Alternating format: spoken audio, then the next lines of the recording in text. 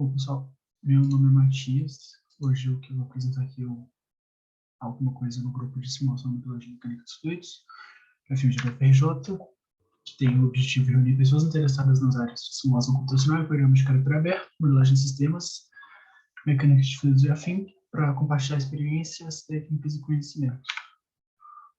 Os organizadores são Pietro Tanuri e o Pedro Morel, da FMG-FRJ respectivamente, e hoje eu vou estar apresentando sobre geração de malha. É bem... Hoje, como geração de malha é um tópico bem extenso, com várias camadas, eu decidi que seria coerente que a gente fizesse uma abordagem inicial mais genérica sobre como funciona, como os tipos de malha são feitos, quais são os tipos de malha, e já colocar um pouco disso em contexto do Open Foam propriamente dito e de geradores de malha open source. Bom, o problema da caixa preta acho que o maior ponto de início para um problema de geração de malha, que é quando você gera uma malha para CFD ou elementos finitos ou qualquer tipo de problema que dependa de discretização, quando você está gerando essa discretização, você precisa, como usuário que está trabalhando em cima dela, saber se é melhor que você atue em cima da malha gerada ou se você só acredite no que o programa está te dando como ser uma malha gerada boa o suficiente e como que, se você tiver que ajustar, como você faz esse ajuste de forma funcional e de forma a aumentar a qualidade e não diminuir ela. Então, quanto conhecimento você tem para garantir que o seu trabalho de correção não está realmente piorando a malha em vez de melhorando ela, e como saber se a métrica de malha que você está usando para medir a qualidade geral é melhor ou pior do que algum tipo de métrica ou nenhum tipo de métrica. O quanto é melhor você confiar na caixa preta do que realmente atuar em cima disso. Então aqui, o objetivo nesse encontro inicial é introduzir os conceitos e colocar em xeque o quão bom é, como usuário, a gente interferir diretamente na geração de malha ou não. Então, encontrar um ponto de equilíbrio onde a decisão sobre a tomada de malha, se a gente vai refinar ou não, é tomada de forma mais embasada. Bom, os quatro que eu vou estar aqui trabalhando mais agora hoje são o SnapHex Mesh, do OpenFOAM, que é para geometrias complexas, entre algumas aspas. O Block Mesh, que é o que o Pietro usou no primeiro e no segundo, se não me engano, encontros, que ele fez simulações, como que ele funciona. E também o Gmesh, que é um gerador de malha para volumes finitos e para elementos finitos. E o Salome Mecha. O Mecha é opcional, depende de onde você está pegando. Então, coloquei o nome mais genérico, eu acho. Ok, então vamos lá. Primeiro, para entender malha, a gente precisa saber como os tipos de malha genérico. Os tipos de elemento, basicamente aqui, são 2D e 3D. Se você está trabalhando em 2D, a gente tem basicamente o elemento tridimensional tri e o quad, que são triângulos e quadrados. E quando você vai para elementos tridimensionais, você vai ter o seu tetraedro, o seu hexaedro, o seu prisma, o seu dodecaedro, o seu octaedro, depende muito. Aqui são só alguns dos exemplos. Eu não sei se vocês veem meu mouse, para onde que eu estou indicando. Vocês conseguem ver o meu mouse ou não? Alguém consegue me confirmar? Conseguimos, sim. O método dos volumes finitos, FVM, ele trabalha em elementos de primeira ordem normalmente. Porque elementos de primeira ordem significa que você está trabalhando com só os pontos pretos, nesses exemplos daqui. Por que ele trabalha com isso? Porque como ele é volumes finitos, você precisa de um volume bem definido.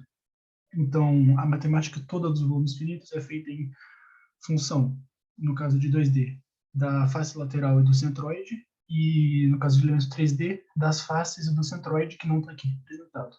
Então, a gente vai estar trabalhando com elementos de primeira ordem, que são os pontos pretos. Elemento de segunda ordem é mais comum para elementos finitos, mas então não vem aqui ao caso para a gente. Tá.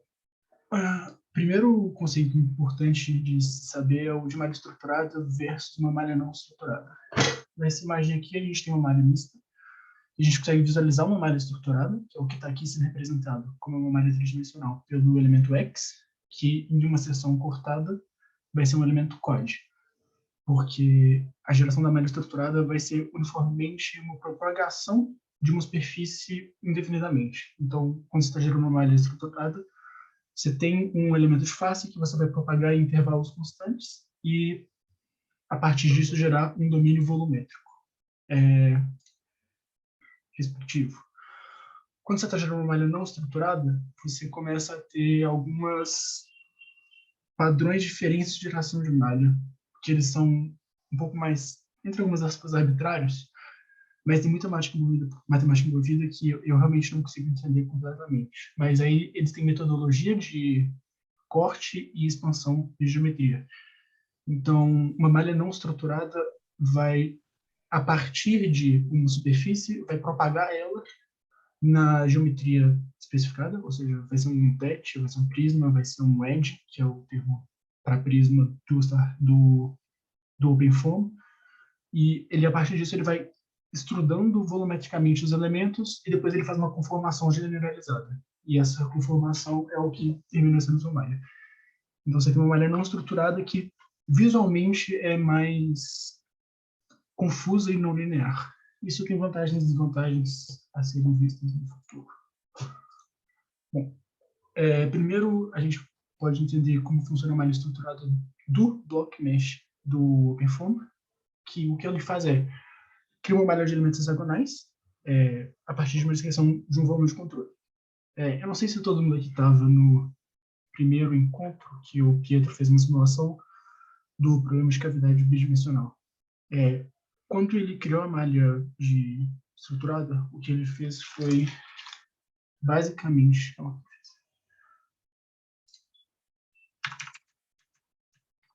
ele criou basicamente um volume de controle quadrado e ele forçou uma divisão de n pontos nessa reta e n pontos nessa reta. E o que o Block Mesh faz? Ele pega essa conversão e transforma esse elemento único em vários elementos menores.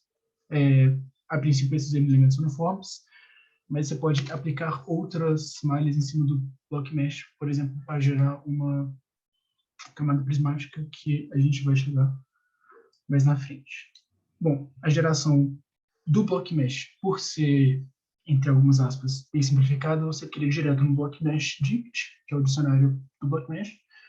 Então, não tem muito o que fazer. O esquema é só que a geometria dela costuma ser mais simplificada, porque você não consegue gerar uma malha muito complexa forçando uma divisão tão simples. Você não consegue trabalhar isso em uma geometria muito complexa. Então, o Block Mesh Dict vai funcionar para um problema de duas placas planas, aceleradas, para você analisar essas coisas, analisar o escoamento entre as placas planas, escoamento em um problema de cavidade, escoamento em coisas assim. É mais linear e simples. Quando a gente vai para o Snap Hexmesh, a gente já começa a ter acesso a um gerador de malha um pouco mais robusto para geometrias complexas. Como que o Snap Hexmesh funciona? Aqui tem uma simplificação do 3D que ele faz em 2D, que é quando você importa uma geometria em um volume de controle, ele vai fazer a interseção desses dois, e a partir do que você define como sendo sua geometria de interesse, ele vai forçar uma subdivisão dos elementos na interface. Então, na interface você cria uma divisão de elementos, e a partir do aumento da resolução dessa subdivisão, você consegue criar um espaço vazio, que seria o equivalente ao domínio fluido, subdividido, onde o seu domínio fluido não tem mais o seu volume de interesse. Ou seja, nesse caso, o carro é o volume de interesse. Quando você faz a subtração do volume de interesse a partir dessas subdivisões, você consegue o seu domínio fluido, onde você vai estar realmente resolvendo equações. Então, a partir dessa subdivisão, você consegue trabalhar com geometria mais complexa. Então, agora você consegue colocar uma esfera lá dentro, você consegue colocar um quadrado, um carro, um avião, e você consegue, a partir disso, fazer simulações mais complexas. Então, o SnapRex Mesh é muito útil por isso. Como ele está criando o seu elemento Rex, o SnapRex Mesh é por conta disso, você cria alguns problemas na superfície que você precisa contornar com algum outro solver no futuro. Mas aí esse algum outro solver usualmente vai ser o solver de camada prismática. Mas o solver de camada prismática a gente vai entrar mais à frente, mais a fundo no futuro. Bom, por que ele gera essas inconsistências? Porque quando você está criando elemento, menor elemento hexagonal, ele ainda é muito grande para algumas das suas geometrias. Então, se você quiser um elemento de uma esfera, você precisa, para manter a qualidade de esfera, que ele seja de 1/10 ou 5% do raio da esfera. Então, como nem sempre a sua malha volumétrica vai ser tão refinada, você perde qualidade de superfície e pode gerar inconsistência de resolução. Então, por isso que ele é sujeito a inconsistências. Bom, malha não estruturada, a gente agora entra no Gmesh e no Salona Mecha. Ambos também geram malha estruturada para problemas mais complexos, mas de forma genérica eu vou usar eles aqui como geradores de malha não estruturada. Bom, aqui a gente vê que a diferença de malha estruturada para malha não estruturada, que é bem conveniente, que você tem quadrados e aqui você tem uma lógica não conformal. Não sei se conformal é um termo muito bom. Mas o importante de saber é que algoritmos diferentes geram malhas diferentes e que um dos mais comuns é o do Advancing Front. O que ele faz é... Um segundo.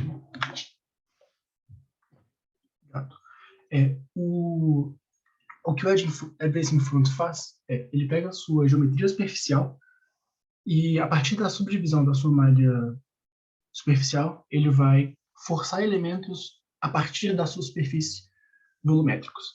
Então, você estrutura um elemento de qualidade predeterminado, de tamanho predeterminado, e a partir desse elemento que você tem agora, você consegue ter uma nova face para prosseguir essa extrusão. Então, você, de um elemento superficial, extruda um novo elemento volumétrico que tem novas faces.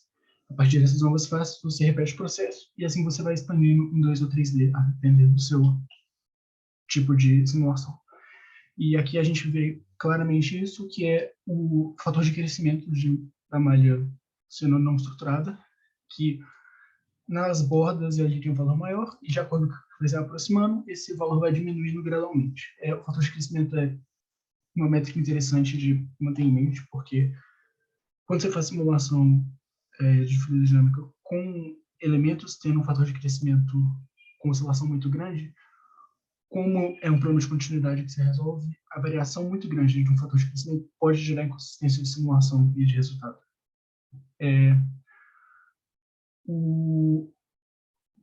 Os outros tipos de elemento, por exemplo, o octaédrico, o dodecaédrico, eles são formados a partir da junção de elementos tri ou quadros diferentes.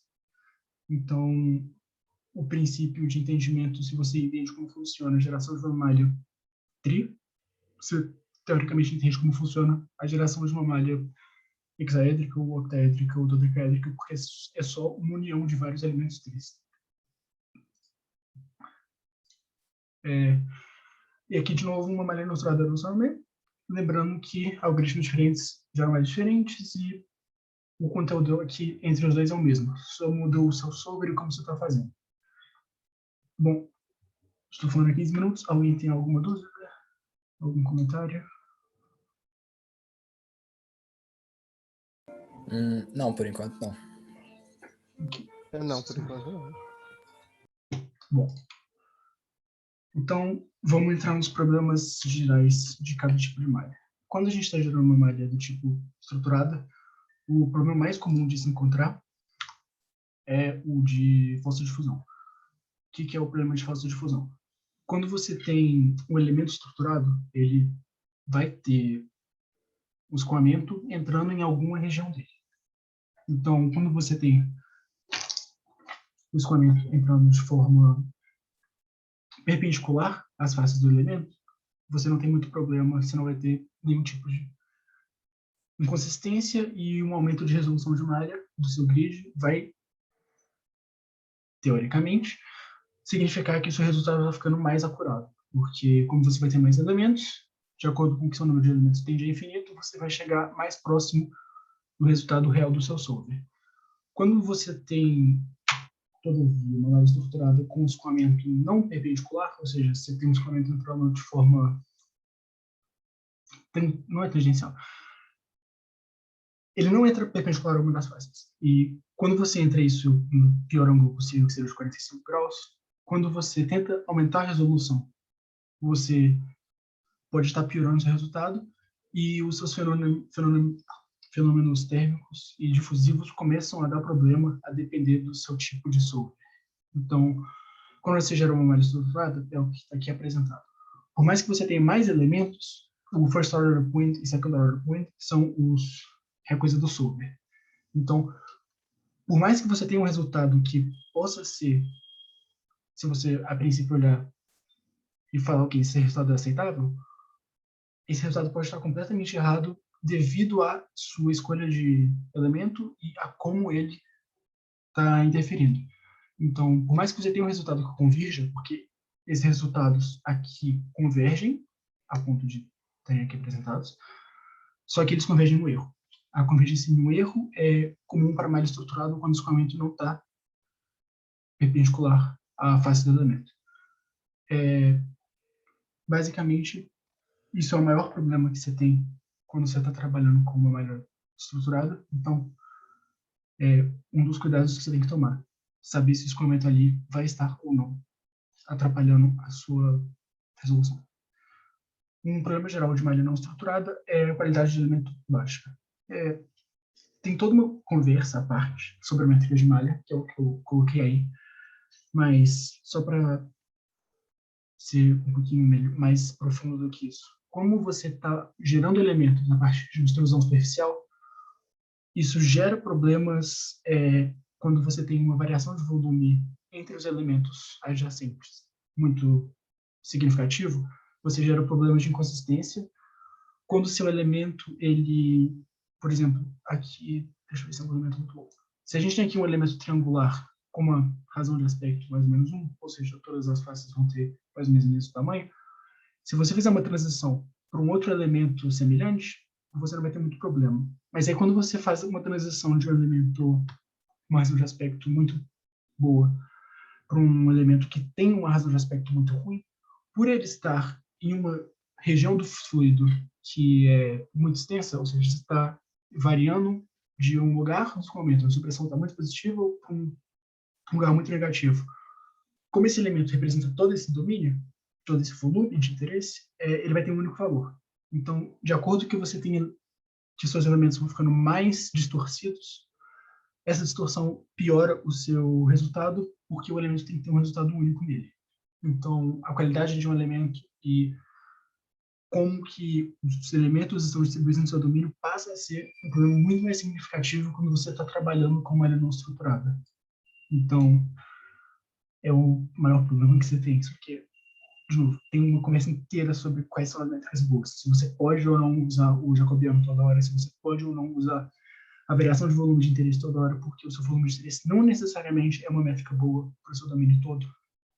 Porque quando você está no escoamento muito distante, por exemplo, de uma esfera, você sabe que ela não vai estar interferindo no escoamento muito. Então, você pode ter um volume de controle muito alto. Então, é uma conversa muito, muito, muito extensa a ter tido, que acho que seria contraproducente de ter um momento inicial sobre malha. Bom, e a solução para malha é a geração de malhas híbridas. Aqui é o problema clássico de um T com entrada de fluido e do escoamento. E o que uma malha híbrida faz é o trabalho com elementos estruturados e não estruturados ao mesmo tempo, de forma a pegar o ponto forte de cada uma delas. Para o caso do CFD, que é o nosso caso, é excelente, porque a gente tem uma camada limite, entre algumas boas aspas, bem comportada. Como a gente está modelando sempre a camada limite, e é o ponto de interesse da maior parte das simulações, essa malha, a geração de uma malha prismática a partir da parede, garante que a gente tenha elementos que estão finos o suficiente e com uma qualidade de elemento e fator de crescimento boas o suficiente para a gente captar de forma adequada o efeito de transição da camada limite para um escoamento uniforme turbulento, ou não turbulento, ou não. Mas a gente consegue captar a transição muito bem quando a gente aplica uma camada prismática, que é o que a gente vê aqui, e no escoamento genérico, que a gente já não sabe mais como que é o comportamento dele, a gente trabalha com uma malha prismática, não prismática, uma malha não estruturada, porque, por exemplo, se a gente tivesse aqui uma malha completamente estruturada, a gente poderia ter o que aconteceu, se eu não me engano, no segundo encontro com o Pietro, que ele gerou uma malha estruturada para um problema de um escoamento que tinha uma extensão de velocidade e que gerou uma inconsistência em um lugar muito aleatório de aumento de velocidade. Então, tipo, a malha estruturada, por mais que ela seja mais fácil de gerar, mais rápido de gerar e mais consistente, ela pode obter resultados piores por não ser capaz de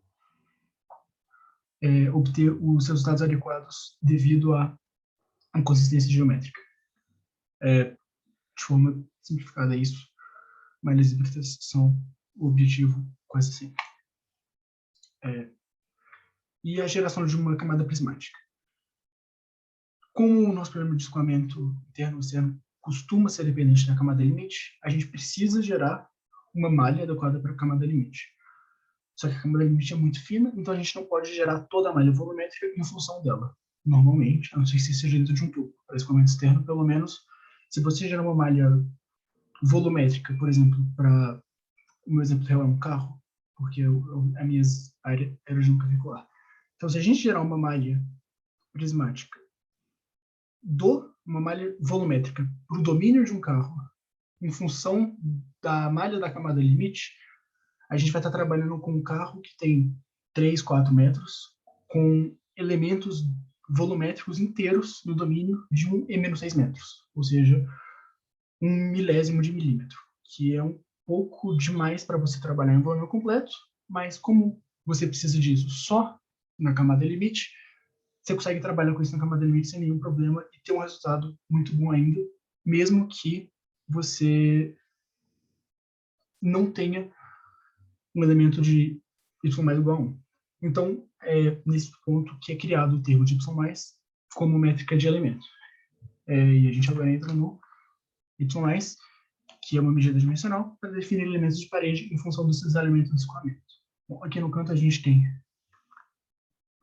a definição matemática, o valor de Reynolds, o coeficiente de fricção, se eu não me engano, o valor de tensão na parede, que vai ser o coeficiente de fricção, vezes a velocidade infinita, a velocidade de fricção, e a partir disso a gente tem que calcular o ΔS, que é o tamanho do primeiro elemento na camada limite, para que a velocidade dele seja nula.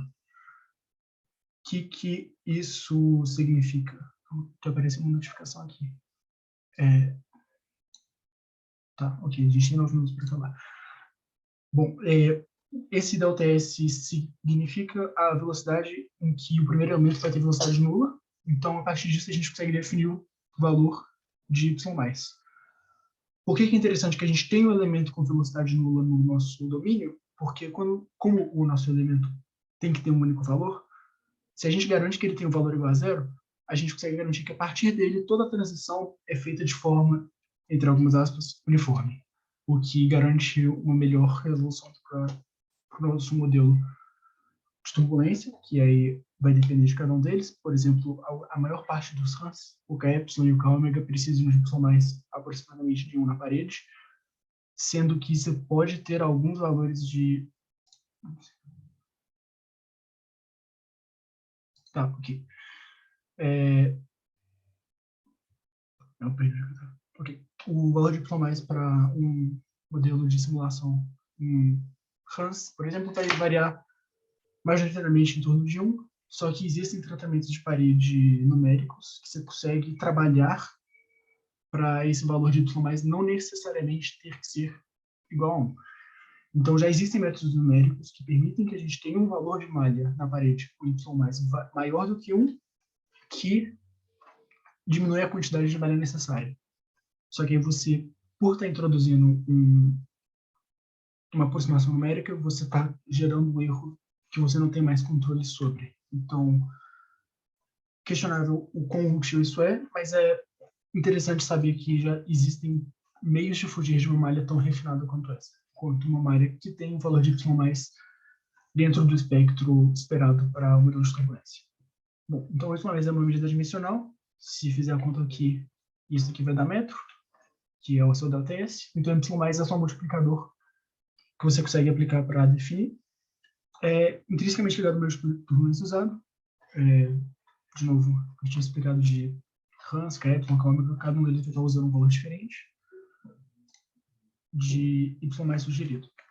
Mas aí tem que ler a documentação de cada um dos métodos de turbulência para poder saber qual é o y mais esperado para cada um deles.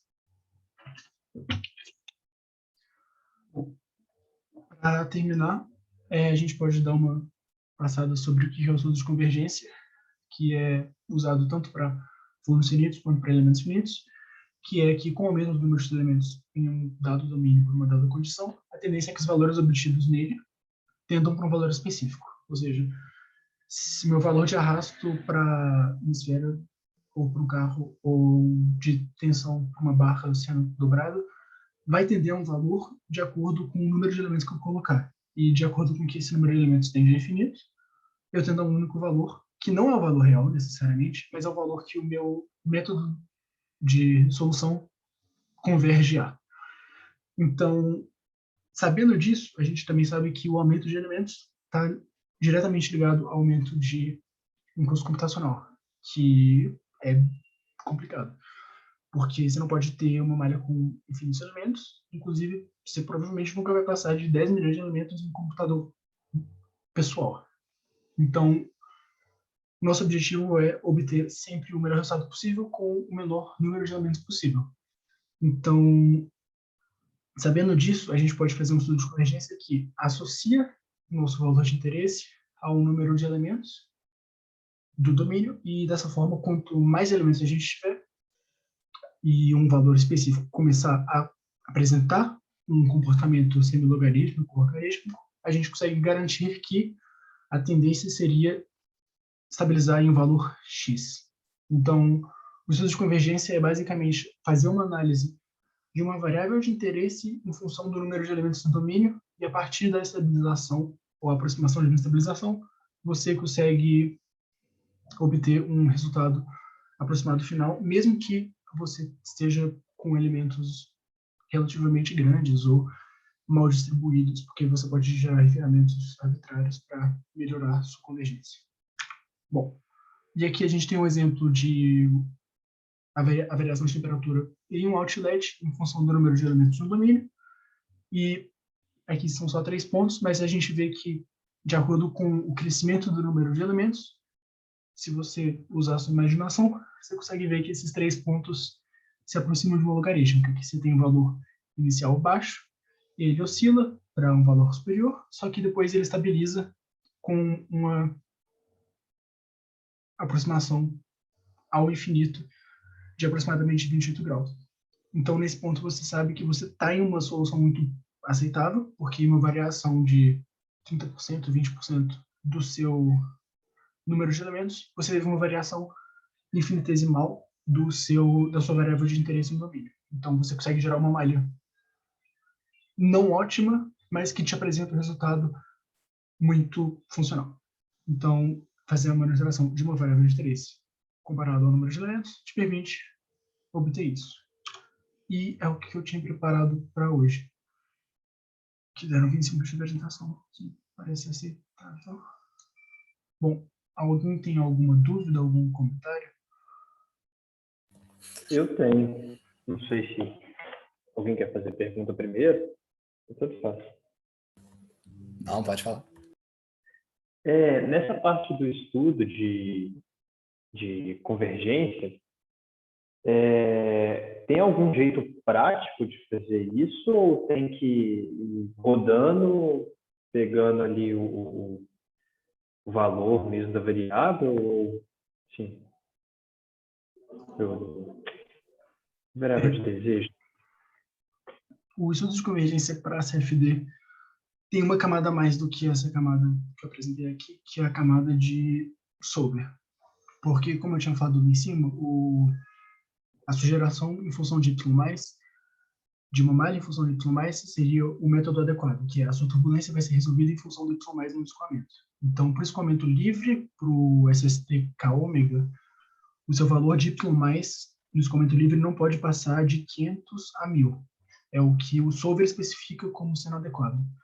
Então, além disso, se você não conseguir essa resolução de malha, você trabalha com estudo de convergência, e aí sim, o estudo de convergência você tem que fazer ele usando refinamentos locais ou globais, idealmente você vai fazer refinamento local na sua zona de interesse para entender a sua variável de interesse.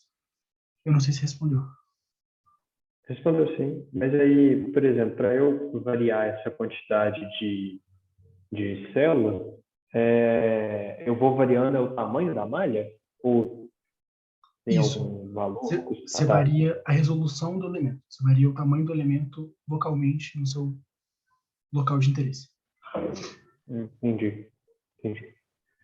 Não, tá jóia. Eu tenho aqui uma pergunta a fazer. No caso, você falou ali, né, do y+, né? Normalmente é muito. Eu normalmente acho difícil, né, você definir esse y+ ali igual a 1 quando você não tem uma geometria reta, né?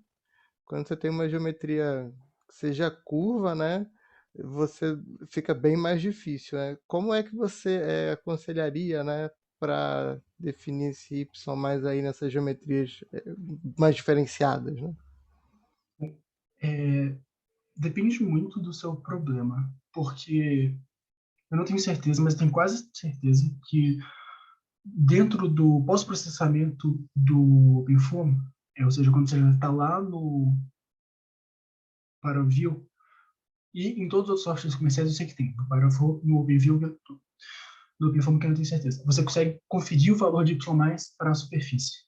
Então, o que eu costumo fazer para a geometria mais complexa é eu calculo o valor de y+, tomando o meu valor de Reynolds como sendo um comprimento específico da minha geometria, ou seja, para um carro eu pego do ponto mais à frente até o ponto mais atrás, e a partir disso eu calculo y+.